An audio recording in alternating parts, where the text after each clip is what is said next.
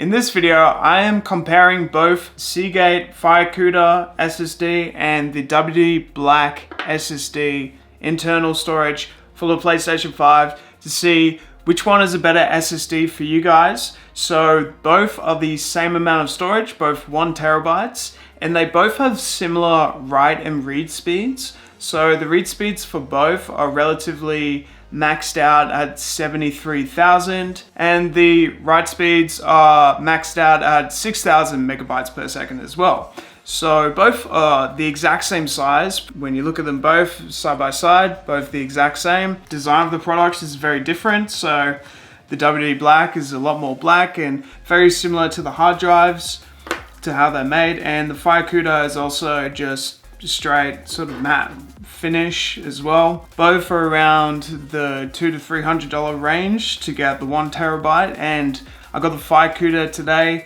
relatively good price because I found it on sale. The WD Black, I've had it for a while. So the way we'll test it is we'll do read and write speeds and transfer from, and we'll play a game onto it. Hogwarts Legacy, I reckon that would be a good game to play, and we'll compare the two with the external monitor and see how it goes. Try the FireCuda first because the FireCuda really interests me because I've never used one before. Relatively quite easy to put these in. Just take the faceplate off and unmount the screw. Alright, so now the FireCuda is locked in. We'll put the faceplate on, but there's no point in doing this one because we're just going to switch it out fast, so there's no point in just putting that straight on. Alright, let's boot up the PlayStation 5 and see how it goes. Alright, so I've just seen the brand new storage, so it pretty much instantly connects to the PlayStation 5, which is pretty great. I think it's because it is a pre-owned version of the SSD. And it's already got Call of Duty Modern Warfare 2 already on there. So someone who previously used this game didn't even delete the game contents from it. So it's pretty good that this actually came with Modern Warfare 2 already installed on there. That's quite funny. Anyway, let's try move a game across. So I'm going to go for Hogwarts Legacy. And this one is 79.90 gigabytes. So it's going to be quite a lot. So let's try and move it to the M2 SSD, which will be the FireCuda, and see how long it takes. So right now it's saying relatively a minute, which is pretty fast. That's pretty great. Wow, that's super fast. Because the read speeds are about 7,000 megabytes per second max. So it should do a pretty great job about transferring all this stuff across. I'm always quite surprised about how quick these things can go across to these SSDs and stuff. So we're going to test out the gameplay and see if there's any difference, and also moving it back onto the console storage and then moving it over to the WD Black as well to see what the differences are. So this is going to be fun.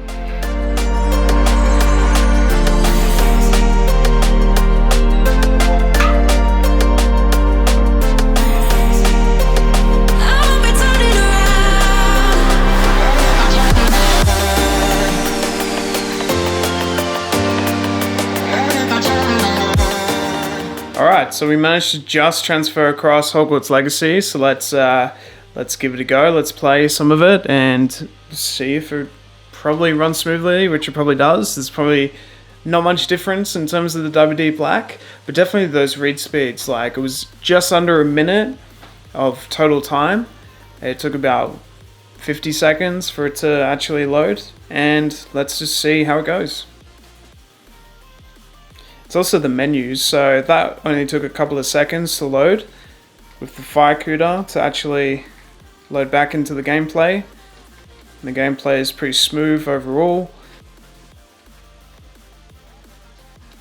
There we go, we can travel straight there to the West Wing, and it's going to take a couple of seconds.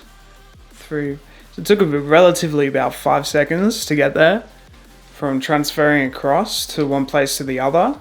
It's good to see like what these load times are like, so that was relatively quite fast, about 5 seconds overall.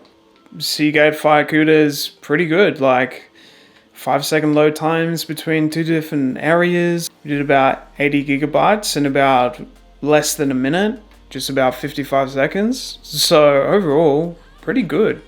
Cool. Alright, so now let's move on to the WD Black and see how it goes. So if you want to see a normal sort of read time for how things normally are, we're moving back into the console and it's going to take about 15 minutes to half an hour to actually move this back.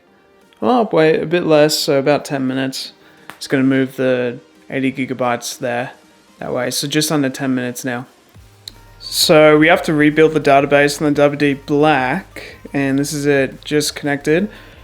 Hopefully nothing goes wrong. Usually you just can disconnect it and it will just be fine when you disconnect it after it's turned off. So that's fine. Got quite a lot of games already on there. I don't know if we can actually fit. So might have to move a little bit out of it. Alright, so now let's move it across to the M2 SSD WD Black version and see how long it takes. It says it's going to take about 52 seconds, 55. We're going to find out how long it takes. Still seems like super fast, very, very similar in terms of speeds and stuff like that, like the 50-second, 55-second sort of read speed.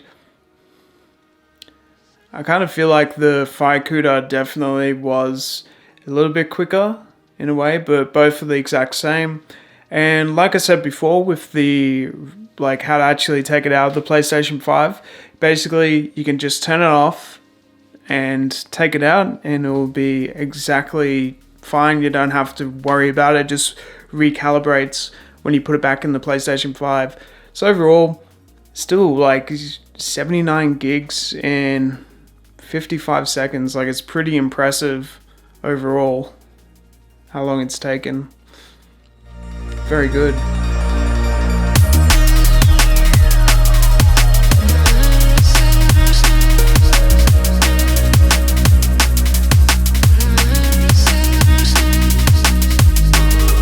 Wow, excellent.